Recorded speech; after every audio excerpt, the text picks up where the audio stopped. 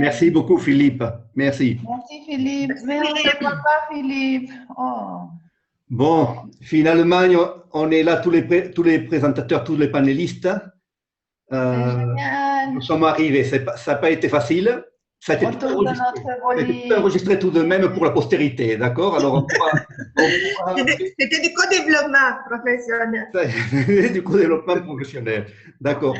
Ce qui est bien, c'est que bon, nous avons des gens du Mexique, des gens de Strasbourg, des gens de Montréal, de Madrid, de Paris. Bon, c'est bien. On a la diversité et le goût d'avoir des opinions et des lectures de toutes les parties du globe. On couvre actuellement tout le globe. L'objectif d'aujourd'hui, c'était nous réunir pour présenter, bon, puisque nous avons déjà reçu le livre. Ok, je l'ai reçu tout chaud, d'accord. J'ai reçu la première, comment ça s'appelle ça, la première livraison. Et alors, nous l'avons là en français. Et l'idée était de nous réunir pour parler de comment nous avons vécu un peu l'expérience de l'écriture, les idées que nous avons eues pour le gestionner et un peu penser qu'est-ce que nous voulons, quel était notre objectif quand nous avons débuté et comment a évolué le livre le long de son écriture. Adriana, tu veux exposer ta situation, si tu veux, pour commencer? Oui, oui. Ben, en fait, ce livre, c'est toute une histoire assez longue, mais je me rappelle très bien d'une rencontre, un colloque en 2011 à Montréal où je me suis levée en plein d'une salle avec 100 personnes et j'ai dit, moi, je vais faire un livre en espagnol sur le co-développement. Et après que c'est fini, je me suis dit, mon Dieu, qu'est-ce que je viens de dire? Mais en fait, mon idée, c'était plutôt de traduire le livre. Le livre d'Adrien Payette et Claude Champagne, c'était ça l'idée originale. Après, j'ai vu que c'était très cher à faire ça. Et après, j'ai fait une séance de co-développement. Et dans la séance de co-développement, les gens m'ont dit, mais pourquoi tu ne fais pas un nouveau livre? Celui-là, il existe déjà. C'est pas tellement... Ben, tu vas faire un grand travail, mais finalement, il y aura comme pas un résultat tellement différent.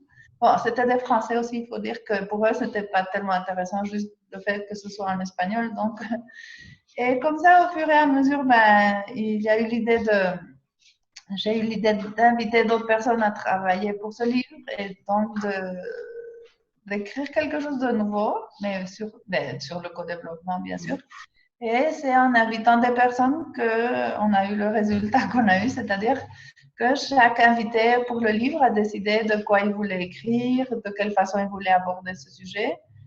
Et c'est ça qui a fait un livre avec une grande diversité, avec des auteurs de différents pays et tout ça. Et je trouve que c'est très sympathique parce que c'est vraiment un livre très différent et où on a beaucoup d'exemples. Et je pense que c'est utile tant pour les personnes qui connaissent bien le co-développement que pour celles qui le découvrent. Donc, moi, je pense qu'on a atteint comme l'objectif de faire un livre en espagnol et qui parle du co-développement et qui est nouveau et qui donne des perspectives de la réalité, de diverses réalités du co-développement. Donc, je suis extrêmement contente de cette aventure qu'on a fait ensemble. C'est parfait. Si vous voulez, ce que l'on pourrait faire, c'est durant 3 minutes, chaque auteur peut parler de son expérience, de sa vision, ce qu'il a apporté au livre, si vous voulez. Et postérieurement, on peut faire une table ronde et exposer un peu plus sur le co-développement et les avantages que nous avons vécus ensemble. Ça vous semble correct? OK pour tout le monde? OK. OK.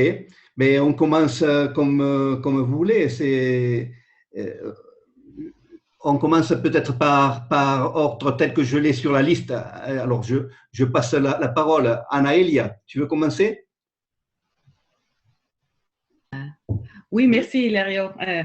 Je me suis dit, avec A, c'est moi. Ça va être moi. Et merci. Et, ben, écoutez, pour moi, ça a été une très belle expérience. Et l'article, justement, quand Adriana parle qu'elle a parlé à beaucoup de monde, moi, j'étais chanceuse, comme on dit ici, d'approcher Adriana pour découvrir l'éco-développement. justement au moment où elle venait de partir de Montréal. Moi, je suis à Montréal et j'ai découvert le co-développement pendant une conférence où ils exposaient quelque chose qui s'avait fait dans la ville de Montréal et je trouvais ça très, très intéressant. Donc, on a eu l'idée, elle m'a dit, comme elle était au Mexique, je voulais faire un groupe de co-développement et on ne pouvait pas le faire autrement qu'en ligne. Donc, j'ai proposé à Adriana, parce que j'avais eu d'autres expériences en ligne, je suis quelqu'un de très, je travaille beaucoup à distance, on va dire ça comme ça. Et on a cherché des participants, puis on a fait les groupes. Et après, elle m'a dit, Anna, est-ce que ça t'intéresserait d'écrire sur cette expérience? Alors, je me suis dit, ben oui, avec grand plaisir. Et j'ai fait cet article de cette expérience. Et ben, au fur et à mesure, quand on a commencé à écrire et à la fin de l'écriture, ben, on avait déjà vécu tous les processus. Donc, du coup, il y a eu un bel partage d'expérience, mais aussi quelques conseils, comment on l'a fait vivre, non? Donc, c'est vraiment pour les personnes qui veulent mettre ça en place sans que ce soit l'entreprise qui a un système de vidéoconférence. On peut le faire très facilement. Donc, c'est vraiment pour les personnes un peu qui voudraient mettre ça en place. Il y a certains conseils. Et il y a aussi, surtout, je trouvais intéressant de partager on peut partager plus que des mots et des images par la vidéoconférence. Et il y a vraiment une cohésion qui se crée.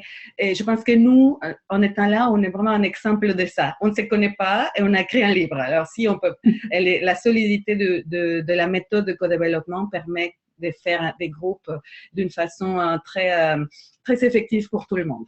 Donc, ça, c'est moi. Je ne sais plus combien de temps ça fait que je parle. Tu as encore une petite minute, si tu veux. J'ai une minute. Oui. Alors, oui, et donc les systèmes, pour finir, je trouve que niveau entreprise et participants, ça garde les systèmes des vidéoconférences aujourd'hui. C'est pas cher, c'est très avantageux parce que ça nous permet aussi de garder certaines confidentialités et ça nous permet aussi de partager les écrans, ça nous permet d'enregistrer, ça nous permet de ne pas envoyer des mails avec des documents, ça permet vraiment beaucoup de possibilités. Donc, moi, l'article, c'était dans ce sens-là, comme ouvrir une porte, de ne pas dire ça ne remplace pas sûrement qu'on soit toutes les personnes ensemble, mais c'est un outil très puissant avec lequel on peut effectivement faire des séances d'éco-développement. D'accord. Merci beaucoup, Anna. Merci. On passe à Daniela. Oui, mais moi, je peux confirmer ce qu'Adriana disait tout à l'heure, parce que j'étais là au Forum ouvert. C'est tout à fait ça, quand elle a dit, moi, je vais traduire un livre en espagnol. Puis là, on a dit, pourquoi pas écrire un livre en espagnol, puis en français aussi. Dans d'autres langues, c'était aussi la possibilité de la traduire dans d'autres langues.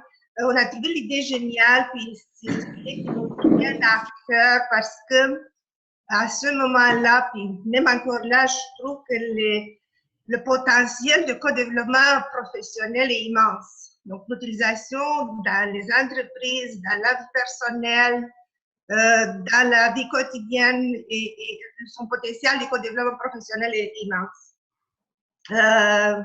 La contribution que moi j'ai apportée à ce livre, c'était par rapport à utiliser le co-développement professionnel comme un outil d'intégration pour les nouveaux arrivants dans un pays d'adoption comme Canada ou autre, mais aussi dans les milieux de travail, parce que l'intégration, ça veut dire l'intégration des immigrants, ça veut dire principalement dépasser le choc culturel. On parle du choc culturel du pays, la langue ou la culture du pays, mais aussi le choc culturel de l'entreprise.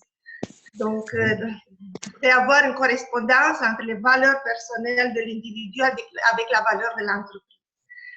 Avec le co-développement du professionnel, moi je dis, on donne les outils, autant les gestionnaires que aussi les employés à mieux s'intégrer, à mieux performer, puis aussi ça devient un outil de motivation pour eux. Ça donne la possibilité d'apprendre à en parler des valeurs. Ça donne la possibilité de se créer un réseau de contacts, un réseau professionnel. Ça donne la possibilité de s'auto-connaître. Donc, tout ça, c'est le co-développement qui le fait. pour résumer, parce que le motto de mon article, comme motto de mon article le dit, c'est les mots de Adrienne Payette et Claude Lachampagne. C'est pour investir les énergies nécessaires en véritable co-développement professionnel qu'il faut avoir fait, il faut avoir la foi, il faut aimer plus passionnément ce que l'on veut apprendre et améliorer. Donc, le co-développement professionnel, c'est tout ça. C'est un sujet qui je tiens à cœur, c'est pour ça que le livre vient récompenser un petit peu ma passion pour le co-développement professionnel. Pour cette vision du monde et des relations avec les personnes, non? Oui, tout à fait. D'accord. Merci beaucoup, Daniela. Maintenant, c'est Muriel. Muriel, bonjour Muriel. Bonjour. Ok. Tout juste. Tu viens d'arriver, je vois on n'a pas eu de problème avec toi. Pourquoi? Parce que tu t'es connecté avec un système différent, tu t'es connecté avec un mobile ou quelque chose comme ça, non? Oui, je suis avec une tablette. Voilà, c'est ça. Muriel ne connaît pas l'histoire, mais on a eu des difficultés au début de connexion, d'accord? On est tous passés par la machine, d'accord, des problèmes de la caméra. Par contre, toi, tu es arrivé et la première, tout a fonctionné. Très bien, Muriel. Je ne vois que toi, je ne vois personne d'autre. Ah, tu ne vois rien que… Bon, mais ça, c'est une configuration là sur ta palette. Les autres personnes, quand elles parleront, probablement, tu les verras aussi. Oui, je ne vois que la personne qui parle. D'accord, tu ne vois que c'est la personne qui parle. Maintenant, c'est ton tour, Muriela, tu viens d'arriver, mais par ordre alphabétique, c'est ton tour. Tu as 3 minutes pour parler de ton article, disons, de ta participation sur le livre et de comment tu as vécu un peu la situation et quel était ton objectif en participant. D'accord? Ok. 3 minutes. 3 minutes. Alors, moi, donc je suis de Bruxelles, je suis en Belgique. Oui. Et donc, l'idée, je suis spécialisée dans tout ce qui est bien-être au travail, mieux-être au travail au niveau psychosocial. Donc, je suis dans la prévention des risques psychosociaux et je travaille avec le Québec depuis 15 ans. Et c'est vrai que j'ai donc croisé la route du co-développement professionnel assez tôt, il y a une quinzaine d'années. Et ça m'a paru un excellent moyen de faire de la prévention des risques psychosociaux pour différentes raisons que j'explique dans l'article. Et donc, c'est vrai que j'ai fait un lien entre les questionnaires de prévention des risques psychosociaux et les effets du groupe de co-développement. Et donc, en pratiquant le groupe de co-développement professionnel dans des milieux à risque de surcharge au travail, de stress au travail, de burn-out, de bore-out et de brown-out, comme on dit maintenant chez nous, j'ai pu constater des effets très bénéfiques de participer à un groupe de co-développement pour des individus qui vont mieux gérer leurs contraintes professionnelles et éviter de tomber dans une spirale infernale. Voilà comment je suis arrivée au co-développement et voilà en quoi je vois les effets bénéfiques du co-développement. Et puis, de fil en aiguille, ça m'a amené effectivement à voir l'importance de l'animateur. Et donc, j'ai mis en place un programme de formation d'animateurs de groupes de co-développement, principalement pour pouvoir avoir des animateurs trilingues, puisqu'en Belgique, on parle 3 langues. On a le français, le néerlandais et l'allemand. Et donc, il était important pour nous d'avoir des intervenants spécialisés dans leur langue maternelle. En tout cas, on voit la difficulté à communiquer sur ces sujets-là dans d'autres langues. Et puis, ça nous a amené, du coup, avec les animateurs formés à créer l'association belge de co-développement professionnel. Voilà, c'est toute cette histoire-là que je raconte dans l'article, en quelques pages. D'accord. Ah, je vois une nouvelle. D'accord. Très bien, Muriel. Merci beaucoup. Avec plaisir. La suivante qui va joindre un peu peut-être avec les risques psychosociaux, c'est Nathalie. Nathalie. Oui, tout à fait. Oui, bonjour à tous. Donc, moi, je m'appelle Nathalie Dumur, je vous parle de Paris. Et donc, avant de vous parler du thème que j'ai choisi, c'est un petit historique pour en fait expliquer comment je me suis retrouvée sur ce projet-là. En fait, c'est grâce à Hilario. Moi, en fait, j'ai vécu en Espagne et maintenant, je suis de nouveau de retour à Paris. Et en fait, on a découvert le co-développement ensemble avec Hilario. On a commencé à l'expérimenter sous la version paillettes et champagne, à distance d'ailleurs, avec 2 autres collègues français qui n'étaient pas dans les mêmes villes en Espagne. On a commencé par découvrir ça, puis on s'est dit, c'est tellement puissant ce truc-là, que ça vaudrait le coup d'aller se former. On est allé regarder ce qui existait en Espagne. Il n'existait pas encore grand-chose en termes de formation, et donc on est allé se former. En fait, on a regardé du côté de la France, et moi, je me suis formée avec Bernard Lévesque, qui est aussi un des co-auteurs, en fait, d'un des articles du livre, qui est quelqu'un qui a créé une méthodologie spécifique de co-développement qui s'appelle CISCODEV, et qui était aussi un directeur d'une grande société d'assurance en France qui s'appelle Covea, qui regroupe alors GMF, MMA et Mars, pour ceux qui connaissent mieux. Et donc moi je suis formée, Hilario aussi, formé à cette méthodologie-là. Et donc en fait, en tout cas, je me suis retrouvée dans ce formidable projet grâce à Hilario. Et ça avait une connotation très importante pour moi parce que ça regroupait plusieurs choses. La notion de co-développement qui est extrêmement précieuse pour moi, et je vais expliquer pourquoi. Et puis aussi un lien entre deux pays dans lesquels voilà, j'ai habité et dans lesquels je continue à professer mon métier de coach. Voilà. Alors, le thème que j'ai choisi, il est en lien direct avec Covea que j'ai cité. Il se trouve que je suis aujourd'hui, depuis maintenant plus de 5 ans, animatrice de co-développement au sein de Covea. Bernard Lévesque a lancé dans cette grande entreprise un projet assez unique, en tout cas unique en France, en termes de dimension et en termes de durée. Ça fait 8 ans en fait, qui a aujourd'hui plus de 1000 collaborateurs qui sont embarqués dans un processus de co-développement. Et donc en fait, moi en tant qu'animatrice et de co-développement dans cette société, j'ai à ma disposition, lorsque j'anime des groupes, un nombre incalculable d'exemples très concrets. Et en fait, je voulais m'appuyer sur ces exemples très concrets pour illustrer comment le co-développement, au-delà d'un outil, pouvait se mettre au service de la performance d'une entreprise. C'était en fait, c'est le thème central que j'ai voulu illustrer dans mon article. Donc, je me base sur des exemples concrets qui sont issus du contexte très spécifique de Covea, en particulier pour montrer ce que les participants à des groupes de codev se voient faire différemment grâce au co-développement. Et je fais aussi un lien, alors ça fait un lien avec ce que vient d'expliquer Muriel, je fais aussi un lien entre le codev et le champ de la qualité de vie au travail, mais peut-être… 20 secondes, d'accord? Oui, 20 secondes, voilà. Okay. Donc, le champ de la qualité de vie au travail et alors, Muriel a parlé du champ des risques psychosociaux et moi, c'est plus faire un lien avec la QVT comme aussi un levier de performance pour l'entreprise. Voilà, c'est le thème de mon article. Ok, merci beaucoup Nathalie. Valérie? Oui, bonjour à tous. Okay. Donc, je suis Valérie Vandel de Andrade, je suis située à Strasbourg et très très belle ville que j'ai quittée très ponctuellement à un moment donné. J'ai eu le bonheur de prendre un TGV qui m'a menée à Paris et dans ce TGV, j'ai eu l'immense privilège de rencontrer une passionnée qui m'a contaminée, en l'occurrence Adriana. Et donc, 2 heures durant, Adriana m'a expliqué avec passion et bonheur ce qu'était le co-développement. Bien évidemment, comme je le disais, elle m'a contaminée partant. Je me suis rapprochée d'elle, elle m'a fait découvrir in situ le co-développement il y a de ça 2 ans, me semble-t-il.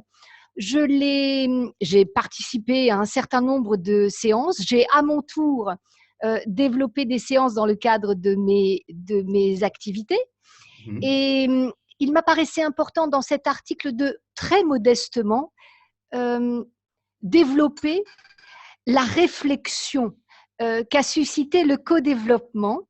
Alors que je suis pédagogue de formation et que j'interviens dans tout ce qui a trait à l'expression, à la fois orale, écrite et posturale, mais l'expression dans ce que cela permet à chacun de sortir ce qu'il a de meilleur en lui-même. Voilà. Et le co-développement m'est apparu comme un instrument, comme un outil magique de cohésion, comme un exhausteur de goût. Et cet article, j'ai simplement essayé de traduire mon cheminement, mon tâtonnement, ce à quoi ça a fait référence également au plan théorique.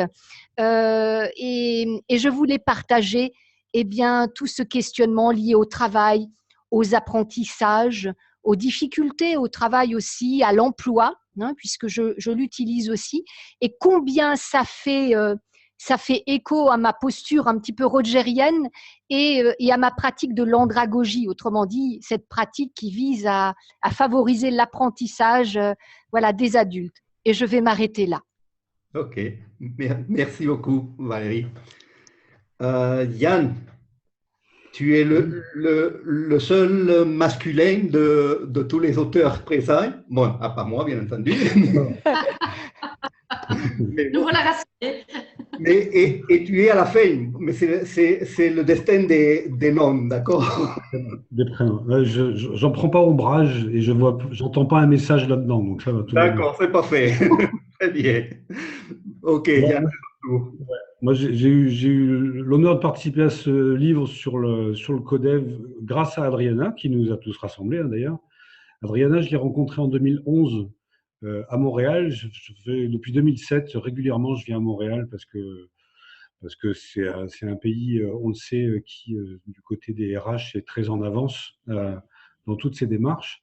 Et le co-développement, en fait, dans mes recherches préalables à mes différentes visites, m'est apparu de manière récurrente comme une méthode éprouvée. Et je me suis dit, il y a un truc là dans cette méthode. C'est à peu près au même moment, d'ailleurs, que j'ai connu Diane Gibault avec la technique des forums ouverts. Bon, qui nous vient des États-Unis, et j'ai été aussi formé avec Diane, et c'est presque en même temps que Diane, dans un cercle qui est animé par Esther Maté à Montréal, que j'ai rencontré Adriana. Assez vite, on s'est dit, ben voilà, il va falloir que tu viennes en France pour nous former. Moi, je suis salarié de CSP The Art of Training en France, et je suis responsable de l'innovation, mais je suis aussi coach et formateur, et je me suis dit que c'était une offre supplémentaire à mettre en place pour nos clients. Et donc voilà, donc en 2012, Adriana est venue former, je sais pas, je pense au moins une vingtaine de nos formateurs au Codev. Et donc depuis, c'est quelque chose qui fait partie de nos offres. On a construit des offres de formation pour les managers en inter-entreprise. On démarre aussi des groupes en intra-entreprise. On forme des animateurs internes pour des grands clients chez qui ça a été une volonté, en tout cas, de faire que ça devienne, et j'insiste vraiment là-dessus, que ça devienne une vraie brique d'accroissement et de partage de compétences. C'est pas seulement des groupes de parole, c'est pas des groupes de partage de pratiques, c'est que ça devient, et Paillettes et Champagne le disent bien, c'est réellement des métacompétences qu'on développe chez les gens. Et c'est d'une puissance voilà, phénoménale. Moi, à chaque fois, je reste scotché par le résultat et les verbatims des gens au terme de ces séances, quoi, vraiment. Et j'ai voulu axer l'article que j'ai écrit pour ce bouquin sur la phase de questionnement, en fait, parce que ça m'a semblé tellement central, évident que c'était un des facteurs clés de réussite, en fait, de séance. Que j'ai voulu, là aussi, moi aussi, de mon côté, m'appuyer sur des cas concrets, à la fois des cas concrets de réussite, voire des cas concrets où la phase de questionnement avait fait émerger des problématiques auxquelles ne s'attendait pas forcément d'ailleurs la personne qui avait apporté son cas. Et je parle de questions miroirs brisées et où j'aide très souvent les groupes. Pardon ? 20 secondes de plus. 20 secondes, c'est ça. Et où il me semble super intéressant en tant qu'animateur de Codev de faire progresser les gens qui participent au groupe sur cette partie de questionnement, parce que régulièrement, en fait, les gens disent « Waouh, là, j'ai appris à poser des questions, quoi. » Et je rejoins Valérie qui disait l'approche rogérienne là-dedans, mais l'écoute et le questionnement sont centraux, me semble-t-il, dans le développement du groupe. D'accord. Merci beaucoup, Yann. Merci. Bon, pour votre information, nous avons 2 autres auteurs, mais ils ne réussissent pas à rentrer. Ils sont en train de nous voir, mais ils ne peuvent pas participer. Bernard Lévesque est aussi en ligne et Esther Christine, depuis Colombie, est aussi en ligne. C'est fantastique parce que réellement, c'est la première fois que nous avons réussi à réunir autant d'auteurs en ligne. Jusqu'à maintenant, notre expérience, Adriana et moi, c'était toujours avec 1, 2, 3, mais c'était difficile de réussir à avoir la présence de beaucoup d'auteurs. Et aujourd'hui, c'est réellement fantastique d'avoir le plaisir de vous avoir à tous ici. Et je dois dire que quand je vous entends parler et quand je partage avec vous j'entends votre discours, votre exposition, je revis un peu l'expérience du livre, l'énergie de sentir différents points de vue, différentes approches, qui réellement a été un des objectifs, un des points qui le long du développement du livre, m'a enthousiasmé réellement. Ça a été la sensation de redécouvrir le co-développement avec des angles tout à fait différents et avec des points de vue fantastiques. C'est pour ça que quand je parlais avec Adriana, quand on parlait du livre, moi, je disais, c'est fantastique puisque le livre réellement est né comme une session de co-développement. On n'a pas établi de règles, on n'a pas établi de phase, on n'a pas dit qu'est-ce qu'on allait faire, mais simplement, au fur et à mesure, c'était parti initialement de quelque chose de petit, et petit à petit, il y a des choses qui ont apparu, qui ont émergé, et puis à la fin, il y a un projet très intéressant, une vision très globale, d'une certaine façon, très ouverte, et qui peut résonner avec des différentes personnes et différentes approches, différentes philosophies. Pour ma part, simplement dire que quand j'ai approché le livre, je voulais expliquer, j'avais un besoin d'avoir un outil pour expliquer à des personnes qu'est-ce que c'est le co-développement sans décrire le co-développement. C'est pour ça que les témoignages, c'est pour ça que les visions de chaque personne, c'est très utile et c'est la meilleure façon que d'autres personnes puissent le voir. Et puis, comme c'est un livre ouvert, c'est un livre qui va s'accoupler avec les points de vue de différentes personnes. Il peut y avoir un directeur de RH qui lit et il peut raisonner avec les opinions d'un des auteurs, ou une autre personne qui vient tout juste de découvrir et raisonne avec d'autres idées. Pour moi, c'était toute une expérience. Je dois vous remercier votre participation, votre aide, vos articles, votre effort. Et j'espère que ce n'est rien que le début d'une grande collaboration et de continuer à pousser ces projets et pousser le co-développement. D'accord, je passe à Adriana. Adriana? Oui, je voulais te dire que toi aussi, tu es un auteur du livre et que ce serait bien que tu parles aussi comme de ton chapitre spécifique. Et moi aussi, j'ai un chapitre comme auteur, mais il y a aussi Esther Christina qui n'arrive pas à se connecter, qui nous envoie un message super intéressant que je voulais aussi partager. Donc, si okay. D'accord, on fait le même processus, mais je veux juste dire ce que Esther Christina nous a partagé parce que j'ai trouvé ça génial. Ok, tu le lis alors? Oui, elle nous dit qu'elle travaille avec un groupe depuis quelques temps, comme 1 an déjà, et suite au travail de co-développement, ils ont commencé à lire ensemble le livre et que c'est un outil qu'elle utilise beaucoup avec ce groupe et que c'est très, très intéressant pour les gens de lire et discuter les articles de notre livre et que c'est des choses que les gens sont en train de vivre et en même temps de les étudier et de les commenter. Et que, bon, pour elle, ce livre, c'est vraiment quelque chose comme un outil qu'elle est déjà en train d'utiliser concrètement. Elle est un tout petit peu frustrée qu'elle ne peut pas se connecter, mais que bon, c'est ça le message qu'elle voulait nous transmettre. Et quand moi j'avais parlé avec elle, j'étais très contente aussi de le savoir parce que je n'avais pas eu beaucoup de retours ou de feedback de personnes vraiment de très clairs. Et elle me dit oui, ce livre, on s'en sert, on l'utilise, on le lit et on l'apprécie, on le découvre. Et bon, c'était vraiment quelque chose qui était déjà en train de servir vraiment concrètement. Donc, c'est ça un peu l'idée. Peut-être j'ai changé un peu les mots, mais c'est ça qu'elle voulait nous dire. Et bon, c'était ça. Oui, effectivement, avec Chris, parce qu'on avait parlé avec son groupe comment il pouvait enseigner, disons, profondiser un peu sur le co-développement et précisément à la fin, ce qui a émergé, c'est l'option d'utiliser le livre puisque c'est une vision générale et non pas tellement sur les méthodes, bien que la méthode apparaît, mais c'est un peu plus générique. Mais elle avait opté de pouvoir débattre dans des sessions, de donner la lecture du livre et pouvoir débattre sur chaque article. Et ça a l'air d'après ce que dit Adriana en ce moment, ça a l'air de fonctionner. D'accord? Tu me disais, oui. Je peux intervenir comme auteur pour les 3 minutes? Bien sûr, bien sûr. Merci, j'aimerais ça parce que moi j'ai fait un article que j'aime beaucoup le sujet. C'est beaucoup plus comme de la méthode, mais c'est à propos de la facilitation graphique. Et depuis plusieurs années, dans les groupes de co-développement que je fais, soit en personne, soit en ligne, on utilise beaucoup la facilitation graphique. Donc, je viens toujours ici avec des outils, des crayons, des feuilles et tout.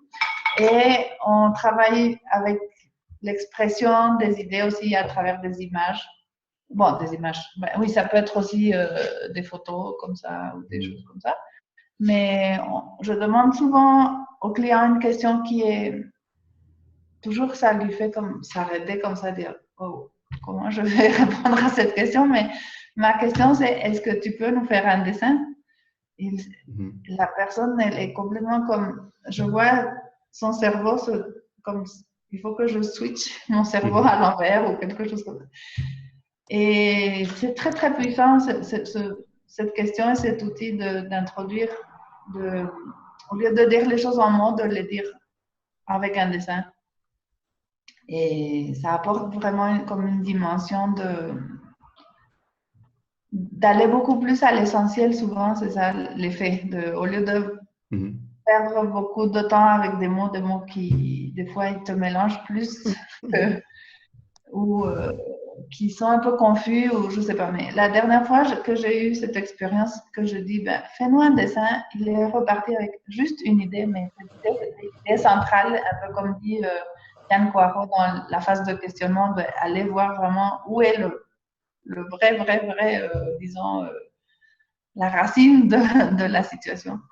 Et donc, c'était sur ça que j'avais écrit et je pense que c'est quelque chose de vraiment simple, mais qui aide beaucoup et qui, je pense, accélère un petit peu le processus d'une séance. Et surtout quand on les fait en ligne, on n'a pas beaucoup de temps de plus, on ne peut pas dépasser le temps parce qu'on les fait de 2h15 et c'est déjà un petit peu comme la limite qu'on peut tolérer d'être assis sans bouger devant un ordinateur. Mais c'est de ça que j'ai fait un des articles et je crois que c'est intéressant de pouvoir partager ça parce qu'il y a d'autres animateurs qui ont peut-être d'autres petits trucs comme ça que j'aimerais bien aussi les connaître parce que je pense que chacun a son style et tout, mais je pense qu'on peut introduire comme ça des petites choses différentes et que ça ne change pas la méthode, ni l'essence, ni ce qu'on est en train de faire, mais que ça peut faciliter le travail et l'amener peut-être à aller un peu plus loin dans son efficacité ou avec les contraintes qu'on a de temps et d'espace et de tout ça. Donc, c'était de ça mon article duquel je voulais partager comme auteur. C'est tout. Adriana, tu avais le chrono devant ou tu as tapé les 3 minutes juste Ah non, je n'ai pas de montre, je les ai peut-être intégrées, mais j'aimerais aussi que toi tu nous parles de ton article, Hilario. Ok, moi, comme j'avais pris un peu les 3 minutes pour exprimer ma sensation sur l'œuvre, mais d'accord, je parle rapidement sur les articles en particulier. Disons, le premier article est relationné avec la vision des armées, disons, et des commandos. Parce que ce qui m'inquiète toujours sur l'intelligence collective, c'est comment les gens interactionnent.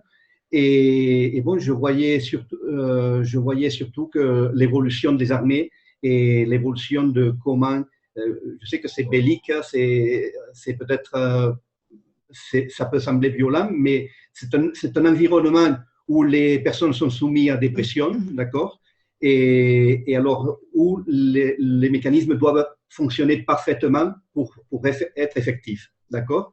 Et alors, je fais un peu une comparaison avec ce qui est les armées anciennes, les armées napoléoniennes et les commandos actuels, d'où une différence tout à fait importante de façon de travailler.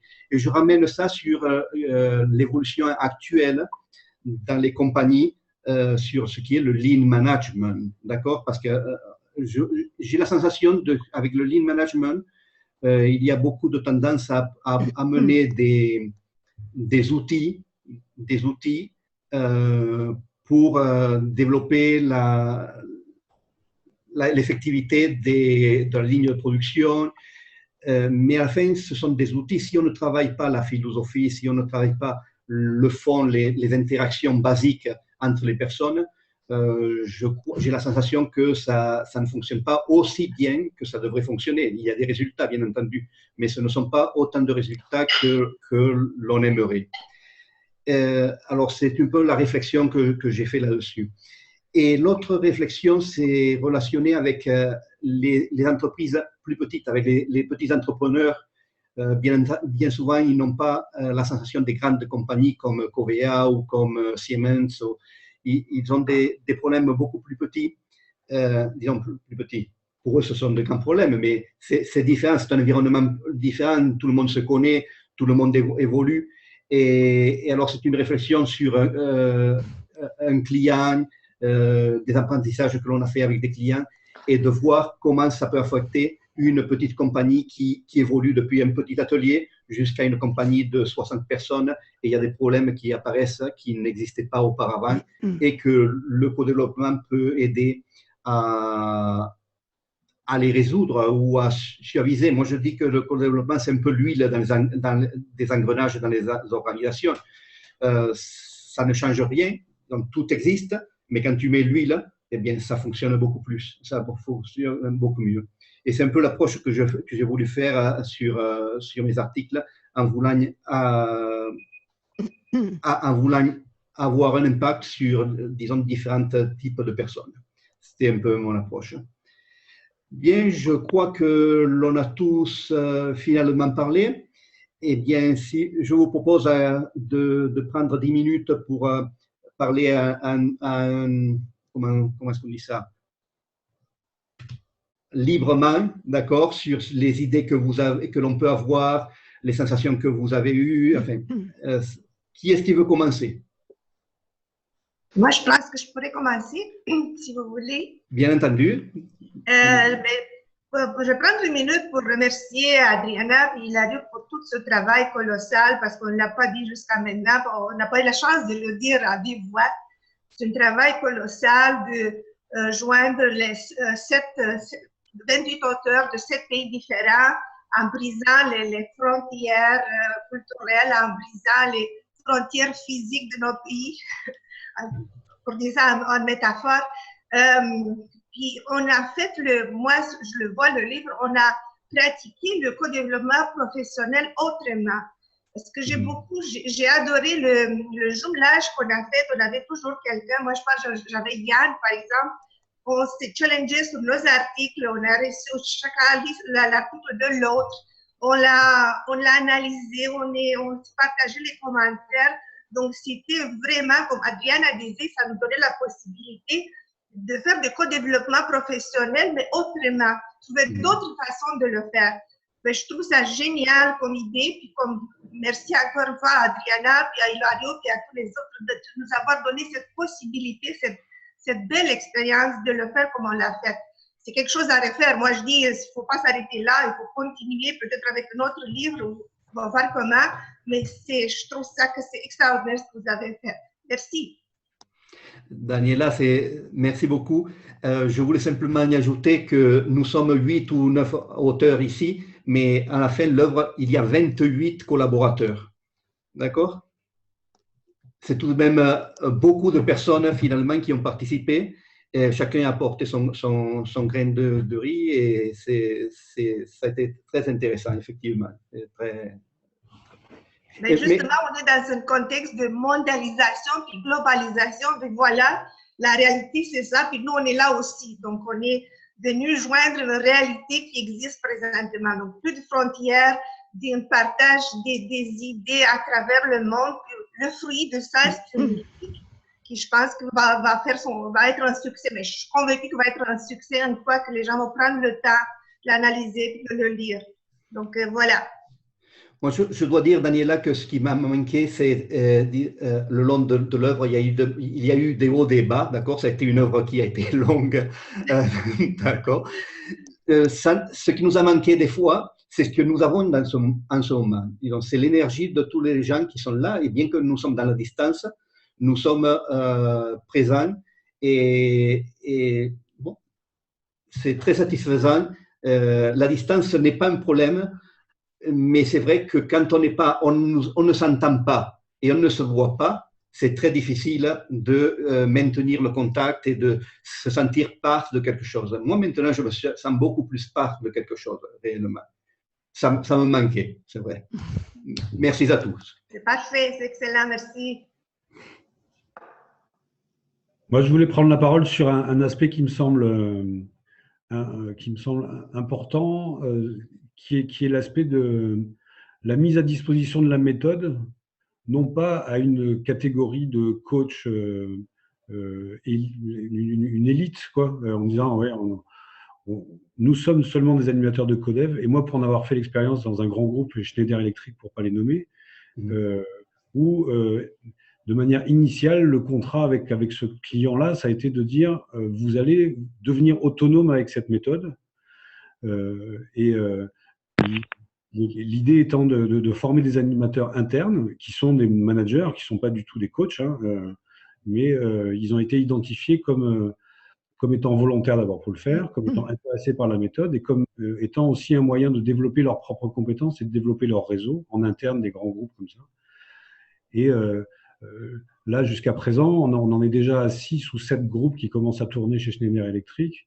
Je vais continuer à former des animateurs internes de telle manière à ce que ça devienne quelque chose de rituel. J'entendais l'expérience de Covea et vraiment, je pense que c'est quelque chose qui, à partir du moment où on sème une graine, on n'a pas besoin de communication, c'est ça qui est étonnant, il n'y a pas de communication RH en disant si, on va mettre ça en place. C'est quelque chose qui se promeut de lui-même et enfin, pour l'avoir expérimenté, c'est quelque chose qui est assez génial, vraiment. Valérie, oui. Allez-y, on ne donne pas la main, on va profiter du tour libre. Très bien. Et moi, j'avais décelé dans le co-développement et je fais référence à Ivan Illich, cet outil convivial. Voilà, et moi, je l'ai vraiment retrouvé.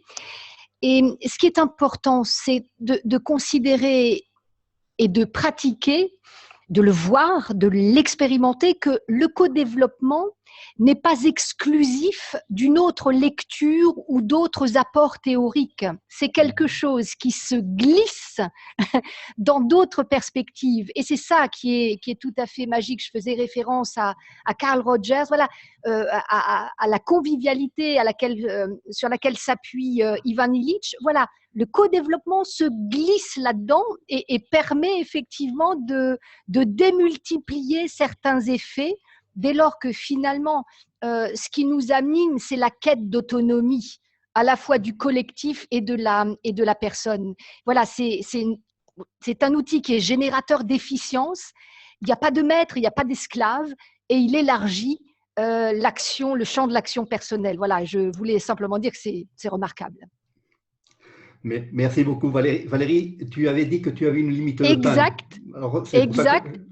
Et c'est pour ça que je vais vous quitter en vous saluant tous et ravi de vous avoir côtoyé.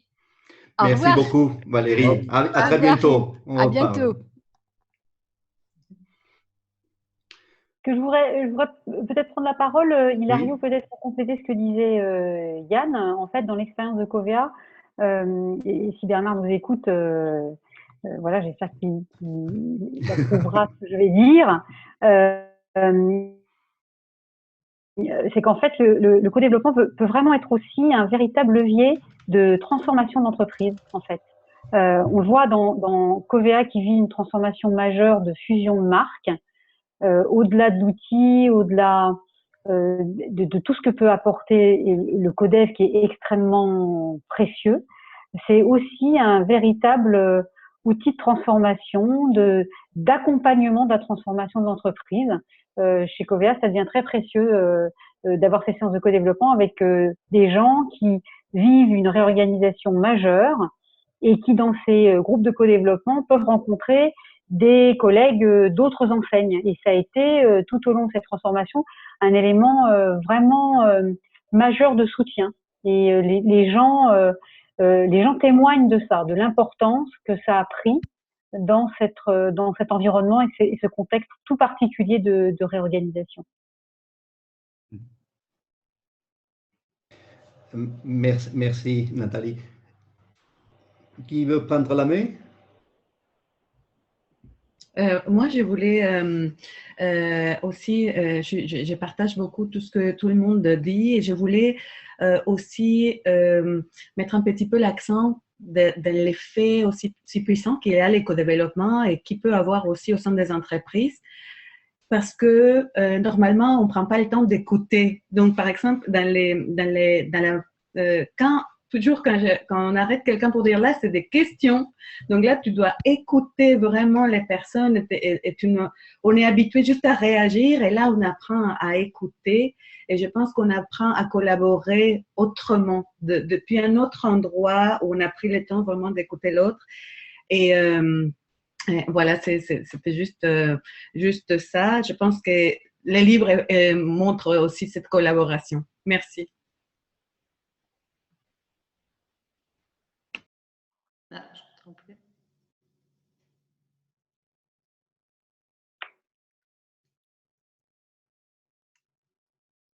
Il y a Bernard Lévesque qui fait des commentaires et il écrit qu'il ne sait pas si on voit ses commentaires et moi je ne les vois pas, mais il a des commentaires et si Hilario les retrouve, ben, ce serait bien qu'il nous le dise. Mais moi, je vais vous dire la question que j'ai et bon, c'est normal un peu, mais la question que j'ai maintenant, c'est comment on fait pour diffuser le livre parce que ça aussi, c'est beaucoup de travail, c'est beaucoup quelque chose que ni Hilario ni moi, on ne connaît pas très bien comment on fait ça. C'est vraiment comme la nouvelle étape qu'on a maintenant. Ben là, maintenant, on a un bébé qui vient de naître, mais comment on fait pour que ce bébé devienne un petit garçon ou un petit adolescent ou un petit adulte et qu'il fasse un chemin dans la vie parce que, en fait, quand on écrit un livre comme ça, comme auteur indépendant, ben, on n'a pas une structure ou une façon de faire la circulation du livre. Donc ça, pour nous, au moins Hilario et moi, c'est une question qu'on se pose là, vraiment de quelles sont les suivantes étapes de pouvoir donner plus de visibilité à ce livre pour que plus de gens en profitent du livre et connaissent le co-développement et s'intéressent au co-développement. Donc ça, c'est vraiment une question qui nous préoccupe. Bon, j'imagine qu'il a autant que moi. Ça ne veut pas dire que ça m'empêche de dormir, mais, mais c'est comme, oui, on a fait le livre, on est très content du résultat, mais maintenant, ce qui serait super bien, c'est que ce livre soit plus connu, plus vendu, plus utilisé, parce qu'on l'a fait pour ça, pour que ce soit un livre utile et contagieux aussi d'une certaine façon. Donc, si vous avez des idées par rapport à ça, ben, elles sont toutes bienvenues, vous ou des gens que vous connaissez. Et peut-être, ben, pourquoi pas, il faudrait trouver un éditeur qui soit vraiment quelqu'un qui peut le rendre un livre plus normal dans le sens de, bon, un livre qui est un éditeur qui est dans une librairie et qu'on s'occupe de le vendre. Je ne sais pas, en tout cas, j'ai beaucoup d'inquiétude de ce côté-là, mais en même temps, je me dis, bon, ça va peut-être prendre plus de temps et ça va venir peu à peu. Les rencontres du hasard sont assez... elles arrivent au bon moment, donc c'est ça. Mais je veux un peu aussi partager cette question qui tourne beaucoup, surtout depuis le mois de mars qu'on a pu finir la version en français parce qu'on avait d'abord fini celle en espagnol. Et on était très en retard avec la française. Et maintenant, bon, ben, c'est quand même récent parce que c'est au mois de… Bon, réellement, la première impression, je viens de la recevoir presque. Alors, c'est vraiment très, très frais, d'accord, le premier paquet de livres. Mais je pense que on va avancer petit à petit de ce côté-là. Si vous avez des idées, ce sera parfaitement. Esther nous commente là qu'une bonne idée, c'est faire ce qu'elle a fait, disons, le résultat qu'elle a eu avec ses clients, leur proposer le livre à chacun comme lecture avant des sessions ou comme exercice à faire hors des sessions de travail et puis les débattre et tout ça. Elle est très contente et ça lui apporte des résultats, disons, pratiques très importants de ce côté-là. Simplement une petite chose, Bernard, oui, on est là. Je ne sais pas si tu vois nos commentaires, mais nous, on voit tes commentaires. Alors, si tu tapes quelque chose, on pourra le voir, d'accord? D'accord. Alors, je ne sais pas si pour redonner la main à Adriana sur l'aspect distribution, je ne sais pas si vous avez des idées. Oui. Hilario, excuse-moi. Il y a une question de Laurent Bouillage. Oui. Est-ce que tu la vois? Je la lis? Non, je ne la vois pas. C'est marqué « Comment prenez-vous en compte dans la pratique du co-développement l'homogénéité d'un groupe versus l'hétérogénéité, métiers et milieux différents dans un groupe ?»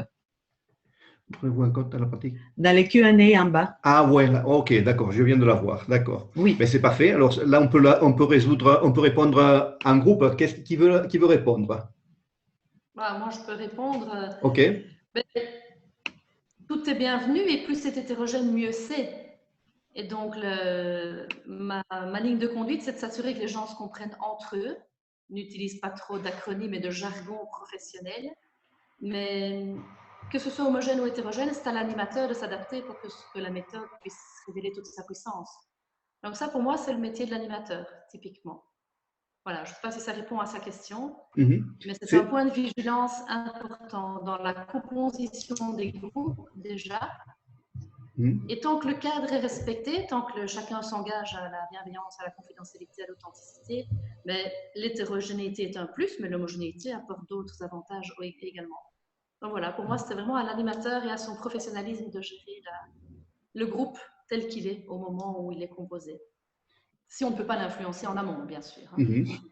Qui veut ajouter quelque chose? Merci. Je veux bien rajouter quelque chose parce que moi, j'étais plutôt centré sur… où j'avais plutôt un parti pris, où c'est le hasard des contrats qui fait ça aussi. Oui. On est plutôt centré sur des groupes de pairs, en fait. Sur des groupes de pairs. J'ai pour l'instant pas fait d'expérience, en tout cas, sur des groupes de co-développement qui soient des parties constituées d'équipes constituées déjà. À chaque fois, ce qui me semble, c'est que c'est intéressant de partager des visions différentes, mais entre pairs. Et en même temps, j'ai partagé ce matin avec la personne qui est en charge du développement des RH chez nous, dans le groupe Édition Lefebvre-Saint-Rue. Et en fait, elle a fait, elle, l'expérience d'un groupe de codev dans lequel ce n'était pas des groupes de pairs. Il y avait des managers de comités de direction qui étaient mélangés avec des assistantes, qui étaient mélangés avec des chefs de projet. Ce qui les réunissait tous, c'était la conduite de projet. Bon. Par contre, à chaque fois, ce qui paraît assez favorable, c'est qu'il y ait au moins un élément commun qui rassemble les personnes, même si c'est des personnes qui sont de métiers différents. Voilà. Après, je pense qu'effectivement, la méthode, à partir du moment où il y a cet élément commun, fait que l'hétérogénéité est très souvent favorable, en fait. Parce que c'est ça qui crée la richesse du groupe, me semble-t-il. Si c'est un groupe de clones, c'est un peu, à mon sens, c'est ridicule. Effectivement, si tout le monde pense pareil, comme dit un groupe de clones, ça va être difficile que quelque chose émerge d'entrée. Je ne sais pas. Avez-vous fait quelque chose avec un groupe de clones? Ok. Adriana? Oui. Moi, j'avais un groupe où j'avais 10 participants, 10 nationalités différentes, totalement différentes, comme Iraniens, Chinois, Colombiens, Marocains, Israël, Russie, différent, mais d'une différence tellement grande que quand un participant disait quelque chose, il fallait traduire culturellement son idée dans l'autre culture pour que l'autre puisse adapter l'idée qui avait été dite. Mais c'était super intéressant. Et oui, effectivement, le point commun dans ce groupe, c'était l'intégration professionnelle au Québec et toute l'adaptation de personnes arrivées d'une nouvelle culture. Mais c'était un groupe super efficace en termes de sport et d'avancement et de regagner la confiance en soi et tout ça. Donc, ça avait fonctionné super bien ça pendant 2 ans, des groupes comme ça. Alors, oui, l'hétérogénéité était vraiment très, très, très présente. Et oui, je pense que c'est très, très avantageux et on apprend beaucoup, beaucoup de choses avec ce genre de situation. OK. Vous voulez rajouter quelque chose? Quelqu'un veut rajouter un peu plus sur la question de l'hétérogénéité?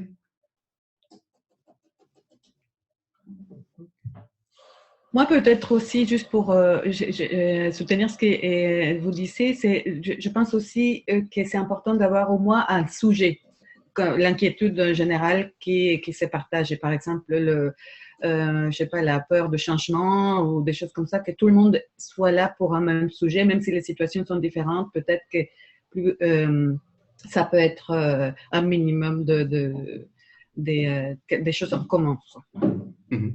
Et d'entrée, il y a toujours un sujet, c'est aider les autres. Et être le support pour les autres, c'est toujours un sujet qui peut être là. Mais bien entendu, il peut y en avoir d'autres.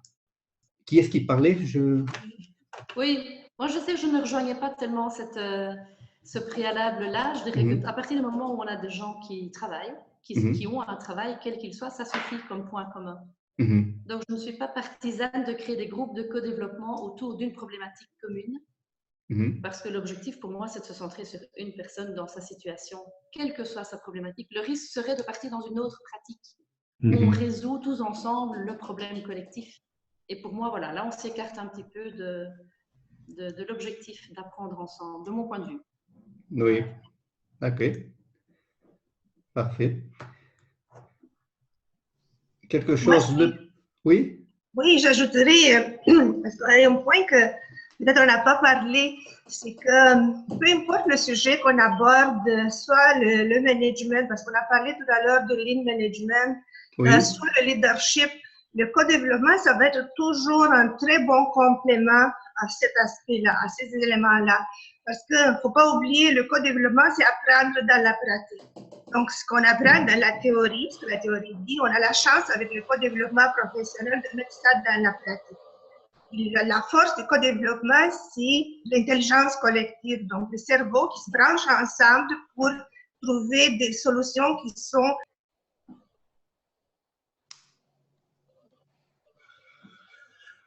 On t'a perdu, Daniela, on t'a perdu. C'est moi? Oui. Là, vous entendez?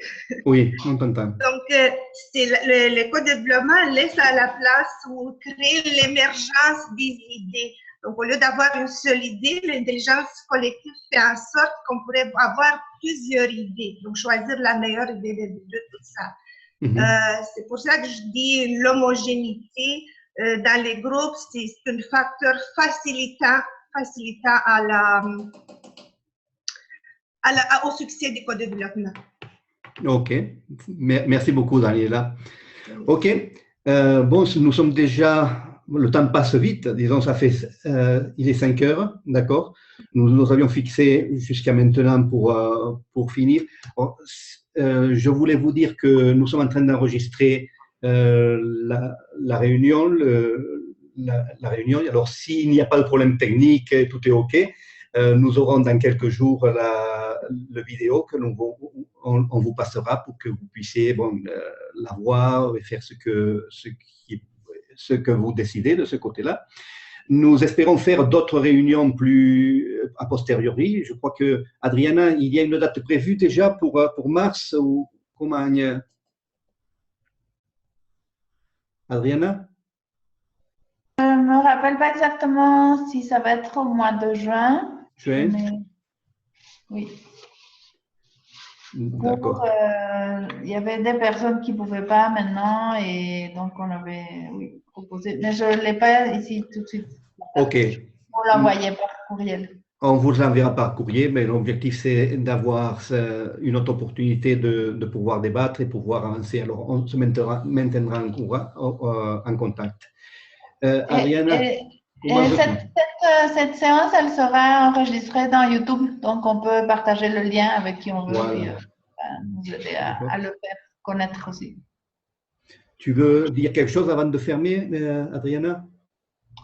Moi, je vous remercie beaucoup, pas seulement de ce moment, mais de votre travail pour le livre, parce que si vous n'auriez pas fait cette contribution, on n'aurait pas ce livre, bien entendu. Alors, c'est un travail collectif que on a fait grâce à tous ensemble. Et ben, je pense que c'est peut-être le début de quelque chose, je ne sais pas quoi, mais peut-être que quelqu'un a envie encore de faire un autre chapitre ou quelqu'un après va venir nous demander si on va faire un autre livre, je ne sais pas, pourquoi pas.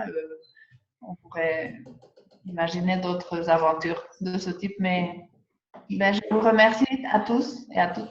Et je ne sais pas qu'est-ce qui va.